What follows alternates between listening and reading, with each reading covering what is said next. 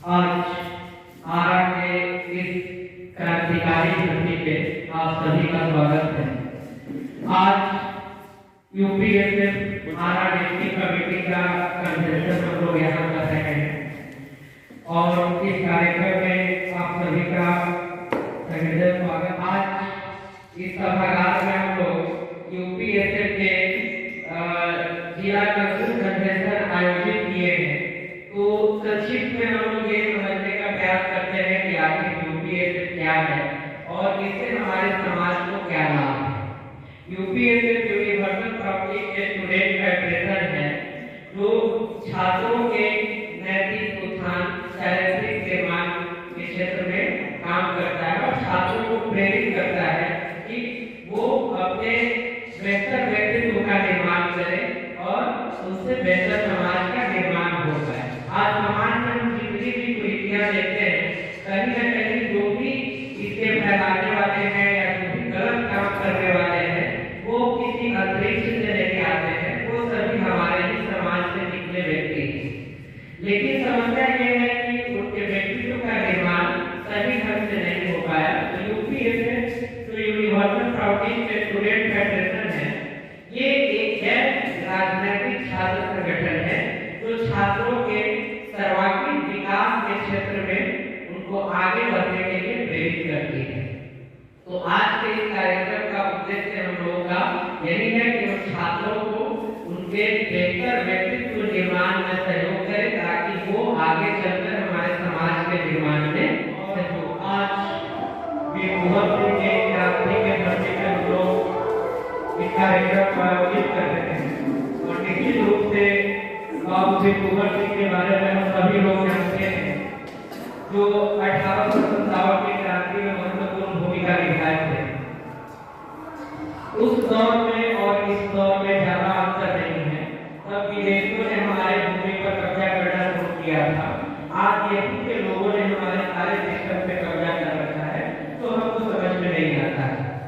तो उस दौर में और उस उम्र में आपके इस धरती से एक व्यक्ति निकलते हैं और अंग्रेजों के राज खट्टे कर देते हैं।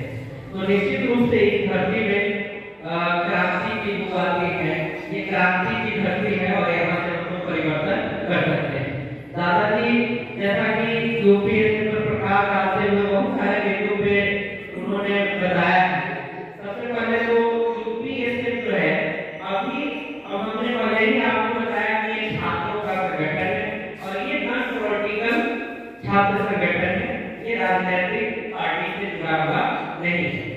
ये जो छात्र संगठन कार्यरत है ये प्रौढ़ अर्थव्यवस्था पे संचालित होता है जो त्रिपुरा सरकार के द्वारा जो व्यवस्था दिया गया है, आर्थिक जो प्रौढ़ व्यवस्था दिया गया है उसके अकॉर्डिंग एजुकेशन सिस्टम कैसा हो, छात्रों का जीवन कैसा हो, उनका एक बेहतर जो है परिणाम उनके जीवन में कैसे आ सके, उन सभी बातों पे हम लोग वर्क करते हैं और उन सभी जो भी छात्रों के हित का चीज है उससे हम लोग सरकार से डिमांड करते हैं। सबसे पहले तो हम लोग को ये समझना है कि हमारा जो एजुकेशन सिस्टम है अभी क्या वो हमारे अनुकूल है, क्या ये छात्रों के अनुकूल है। जैसे दादाजी ने बताया कि बीएड करने में और हमारे मुख्य अतिथि जो यहाँ बैठे हुए हैं शंभू सर, वो बीएड कॉलेज के प्रिंसिपल भी हैं। तो आज का ये जो कार्यक्रम है ये काफी महत्वपूर्ण हो जाता है क्योंकि ये यूपीएसएफ जो है छात्रों का संगठन है और छात्र का बेहतर भविष्य निर्माण कैसे हो सकता है वो इन्हीं लोगों जैसे जो शिक्षा विद है वही बैठकर प्लान करेंगे, सोचेंगे, तभी छात्रों का जीवन बेहतर हो सकता है। अभी एक टीचर बनना हो तो बच्चों को बीएड करना जरूरी है और बीएड 2 लाख 2.5 लाख का डेटा लगाकर बीएड अगर कर देते हैं तो ये जरूरी नहीं है कि आप टीचर बन ही जाएंगे। तो इससे ये पता चलता है कि हमारा जो एजुकेशन सिस्टम है वो रोजगार मुखी नहीं है। ये आप अगर कितने भी ऊंचे जो है एजुकेशन में अचीव कर ले, ग्रहण कर ले, प्राप्त कर ले, लेकिन उससे हमको रोजगार मिलेगा ये तय नहीं होता है।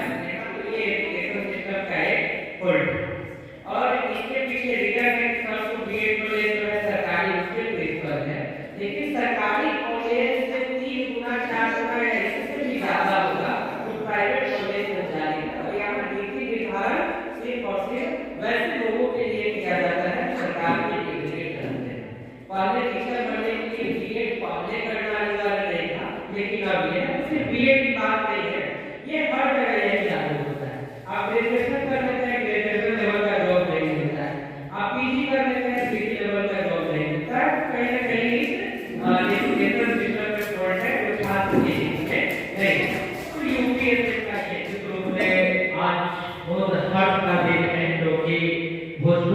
क्रांति के धरती पे यूपीएससी का डिस्ट्रिक्ट कन्वेंशन हो रहा है, तो निश्चित रूप से ये बहुत ऐतिहासिक दिन है और हम लोग यहाँ से एक शुरुआत करते हैं।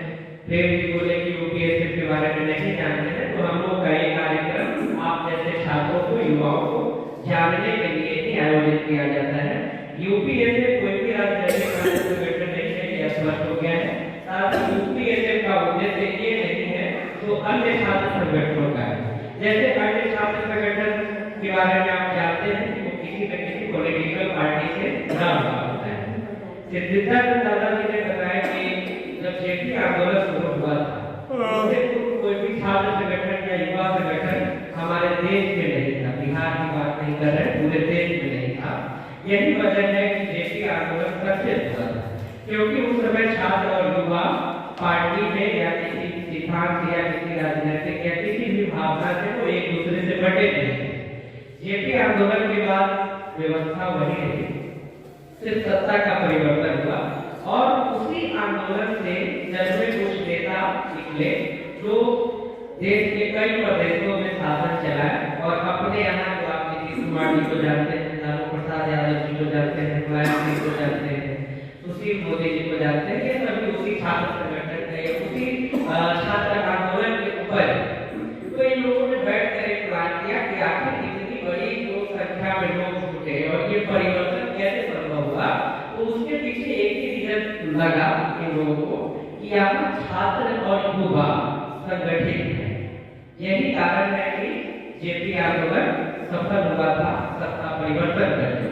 तो इन लोगों ने क्या किया, अधिकतर सभी पार्टी ने छात्र संगठन बनाया, युवा संगठन बनाया। अब क्या है कि आप समाज में निकल जाइए, किसी भी यूनिवर्सिटी कॉलेज के कैंपस में जाइएगा तो आपको अब उस कैंपस के स्टूडेंट नहीं मिलेंगे, किसी भी आप क्षेत्र में जाइए तो उस क्षेत्र के युवा नहीं मिलेंगे, वो सभी पार्टी में बढ़ चुके हैं। अगर आज यूनिवर्सिटी में कोई भी करप्शन हो, उस पर संगठित होकर बोलने की आवश्यकता हो, तो जो सत्ता पक्ष से के छात्र संगठन से जुड़े लोग हैं वो मुखर होकर नहीं बोल पाएंगे, तो निश्चित रूप से आपकी शक्ति वहाँ कमजोर हो गई। छात्र बढ़ गए, युवा बढ़ गए, तो अब यही वजह है कि हर चीज को हम सहते चले जा रहे हैं और हम उस पर खुलकर बोलते नहीं हैं, क्योंकि हम आपस में बैठे 10 लोग ही 10 पार्टी में बटे हुए हैं, तो हमारी शक्ति दूसरों में खंडित है। तो ये यूपीएससी कहता है कि जितने भी एजुकेशनल ऑर्गेनाइजेशन है वो पॉलिटिशियन से मुक्त हो, राजनीतिक व्यक्ति से मुक्त हो, राजनेताओं से मुक्त हो। अब जो भी आप चले जाइए यूनिवर्सिटी में, वहाँ पढ़ाई में राजनीति ज्यादा होता है, बहुत नजदीक से सब चीज देख रहे हैं कि एजुकेशन को या एजुकेशनल इंस्टीट्यूशन को कैसे बर्बाद किया जा रहा है और ये सिर्फ और सिर्फ राजनीतिक हस्तक्षेप के कारण ही हो पा रहा है। तो यूपीएससी का ये इम्पोर्टेंट डिमांड है कि जितने भी एजुकेशनल इंस्टीट्यूशन है उसमें से राजनीतिक हस्तक्षेप हट। आप निजी कॉलेज यूनिवर्सिटी का बात करिएगा तो वो सबका कहीं किसी न किसी राजनेता से जुड़ा हुआ होता है। तो यूपीएससी चाहता है कि एजुकेशन सेक्टर बेहतर हो, यहाँ से जो लोग एजुकेशन प्राप्त कर रहे हैं उनको रोजगार मिले, उनका जीवन बेहतर हो। तो यूपीएससी इस पे काम करता है और छात्रों को आह्वान करता है कि आप यूपीएससी से जुड़कर अपना मानसिक उन्नति करिए, आध्यात्मिक उन्नति करिए, चारित्रिक उन्नति करिए, न कि किसी पार्टी पॉलिटिक्स में बढ़कर उसका झंडा उठाइए।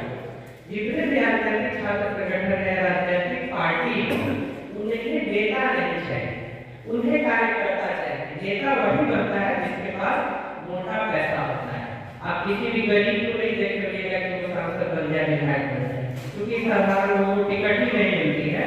लेकिन साधारण लोग उनके झंडा ढोने में काम आते हैं, छात्र झंडा ढोने में काम आते हैं, युवा झंडा ढोने में काम आते हैं। तो यूपीएससी छात्रों को कहता है कि आप अभी जिस स्टेज में है वो आपके लेवल का काम नहीं, आप किसी का गुलामी नहीं करिए, आपका पढ़ना काम है, आप अच्छे से पढ़िए। यूपीएससी छात्रों को उस चीज से बचाकर इधर लाने का प्रयास करता है। मेडिटेशन के माध्यम से आप अपने माइंड को कंसंट्रेट करिए, जो पढ़ाई कर रहे हैं उसमें आगे बढ़िए, तभी आपका जीवन बेहतर हो पाएगा। और जब छात्र और युवा का जीवन बेहतर होगा तो वो समाज खुशहाल होगा,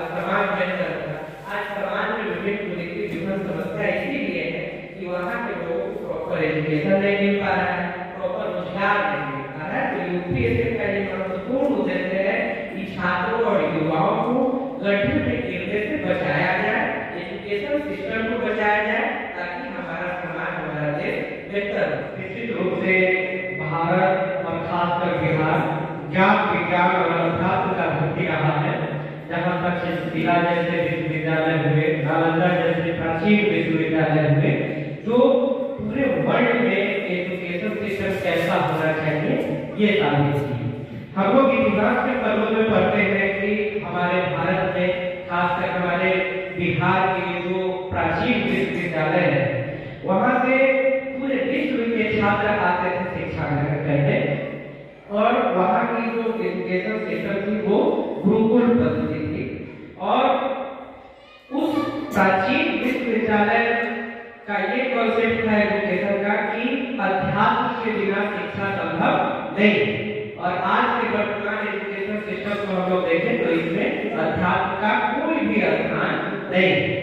तो निश्चित रूप से जो समस्याएं हमारे समाज में उत्पन्न हो रही है वो इस खराब शिक्षा व्यवस्था के कारण उत्पन्न हो रही है। तो जरूरत है उस प्राचीन जो एजुकेशन सिस्टम था, जो गुरुकुल सिस्टम था, जहाँ एक सामान्य बच्चे पढ़कर और मगध साम्राज्य जैसे क्षेत्र का राजा बनता है, तो वो सोचिए कि कितना उन्नत किस्म का एजुकेशन सिस्टम था। और आज हमारे जो छात्र हैं, हमारे जो युवा हैं, वो एक छोटी सी नौकरी प्राप्त करने के लिए अपना आधा जीवन का जो एफर्ट है वो लगा देते हैं। तो निश्चित रूप से हम सोच सकते हैं कि वर्तमान एजुकेशन सिस्टम हमारे युवाओं को, हमारे छात्रों को एक बेहतर कलर भी नहीं बना पा रही है। एक कलर, एक प्योर बनने के लिए भी आधी जीवन लगा देनी पड़ती है, तब भी सफलता किसी किसी को मिल रहा है। तो ये आखिर समस्या कहाँ है, ये सोचने की जरूरत है। हमारे इस देश के युवाओं में, छात्रों में वो पोटेंशियल कम नहीं है जिससे नौकरी मिल सके, लेकिन एजुकेशन सिस्टम उनके मानसिकता को ऐसा बना के रखा है। तो जरूरत है इस भोजपुर और बाबू कुंवर सिंह के धरती से ये आह्वान हम करते हैं कि आइए सब सभी मिलकर इस मुहिम को आगे बढ़ाएं, अपने देश को बचाएं, यहाँ के युवा को बचाएं, छात्रों को बचाएं, और खासकर इस शिक्षा पद्धति को बेहतर बनाएं जिससे हमारे बेहतर समाज का निर्माण हो सके। आज के इस कार्यक्रम की सारी बातें जो है वो छात्रों को चरित्रवान और नैतिकवान बनाने की इर्द गिर्द रहेगी। और ये कैसे हो, इससे थोड़ा सा दादाजी बताए हैं कि यूपीएससी जो है छात्रों को प्रेरित करता है। मेडिटेशन के माध्यम से वो अपने माइंड को एकाग्रचित कर सकते हैं, अपने जो उनका ग्लैंड है उसको एक्टिव कर सकते हैं, वो आगे बढ़ सकते हैं। मेडिटेशन ये एक विज्ञान है जो हमारे प्राचीन एजुकेशन सिस्टम में रहा है। हमने पहले ही बताया कि सारी चीजें की प्रधानता थी, तो वर्तमान एजुकेशन सिस्टम में नहीं। तो जितने भी यहाँ पेरेंट्स मौजूद हैं, जितने भी छात्र छात्राएं हैं, वो सभी से अनुरोध है कि वो नियमित मेडिटेशन करें। मेडिटेशन एक साइंटिफिक प्रोसेस है जो आपके दिमाग को एकाग्रचित करेगा, फिर आप अपने एजुकेशन में आगे बढ़ सकते हैं, तो जिस फील्ड में है वो आगे बढ़ सकते हैं। तो इस कार्यक्रम को हम लोग यही समाप्त करते हैं। आप सभी का बहुत बहुत धन्यवाद। इतने समय से